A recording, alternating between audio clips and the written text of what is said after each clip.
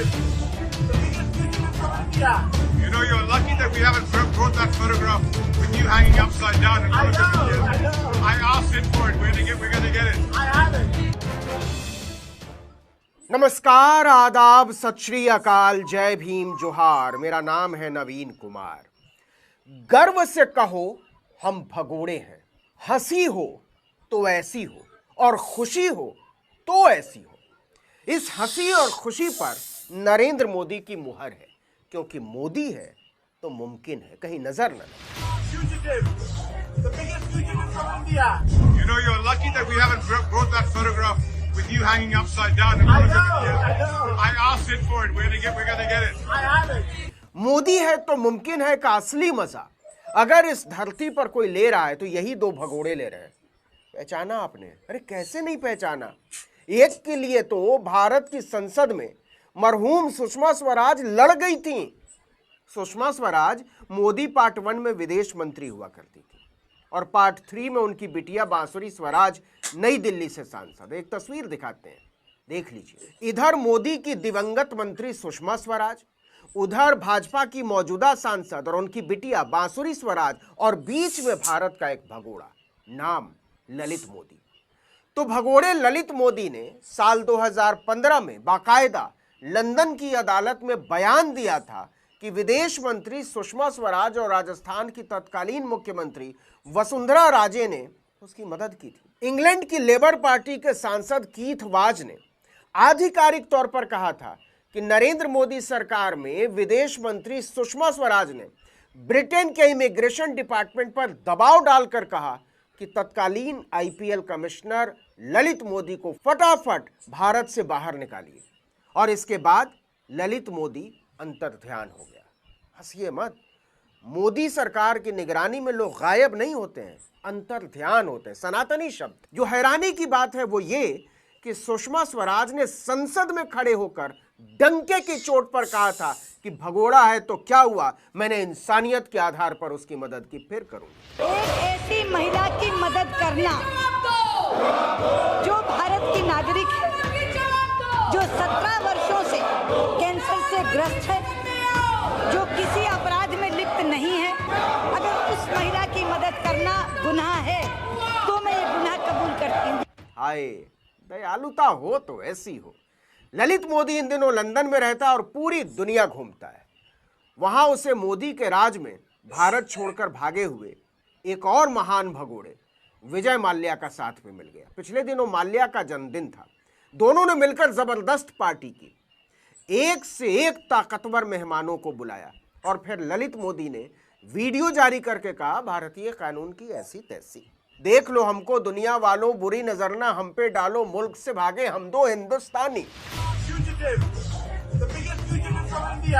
You know, you're lucky that we haven't brought that photograph with you hanging upside down in front of us yet. I asked it for it. We're gonna get it. I have it. Lalit Modi ने विजय माल्या की जन्मदिन party का ये video share करके भारत और भारत के विश्व गुरु पर कटाक्ष किया है कि नरेंद्र मोदी में हिम्मत है तो हमको पकड़ के दिखा दे। ललित मोदी ने डंके की चोट पर खुद को और माल्या को भारत के दो सबसे बड़े भगोड़े बताया। ललित मोदी ही वो आदमी है जिसने इंडियन प्रीमियर लीग यानी आईपीएल की स्थापना की। वो आईपीएल का पहला आयुक्त भी था, कमिश्नर, लेकिन फिर भ्रष्टाचार के मामलों में ऐसा घिरा कि मोदी जी की निगरानी में विदेश भाग गया। जब से मोदी जी दिल्ली के तख्त पर बैठे हैं, लगभग उतने ही समय से ललित मोदी और विजय माल्या लंदन में बैठे। दोनों स्वस्थ हैं, मस्त हैं और मोदी जी को संदेश भेजते हैं कि हाँ, हम दो भगोड़े हैं, भारत के सबसे बड़े भगोड़े। तो क्या हुआ? ललित मोदी ने अपने इंस्टाग्राम पर पोस्ट किए गए वीडियो के कैप्शन में लिखा है कि चलिए मैं कुछ ऐसा करता हूं जिससे इंटरनेट पर फिर से तहलका मच जाए, आप लोगों के लिए कुछ खास।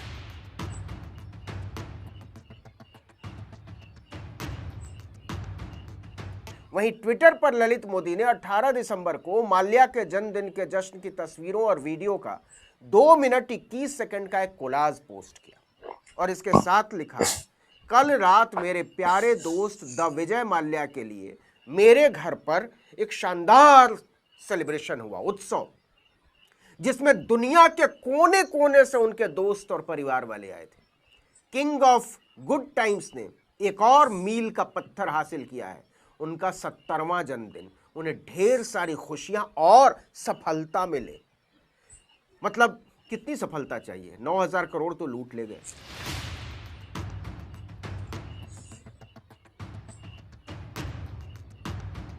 इसे लेकर सोशल मीडिया पर तरह तरह की प्रतिक्रियाएं सामने आ रही। ज्यादातर लोगों ने कहा है कि वो खुलेआम खिलखिलाते हुए भारत सरकार का और भारत के प्रधानमंत्री का कितना मजाक उड़ा रहा है। वहीं कुछ लोगों ने इसके लिए भारतीय अधिकारियों को जिम्मेदार ठहराया है।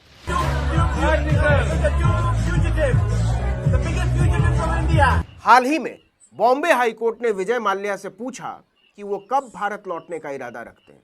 इसका कोई ठोस जवाब उनके वकील ने नहीं दिया। इस पर कोर्ट ने कहा कि जब तक वो पहले खुद को हाईकोर्ट के अधिकार क्षेत्र में पेश नहीं करते, तब तक कोर्ट भगोड़े आर्थिक अपराधी अधिनियम के खिलाफ उनकी याचिका पर सुनवाई नहीं करेगा। लेकिन इसकी कोई उम्मीद नजर नहीं आती। कब आएगा माल्या, कब आएगा ललित मोदी?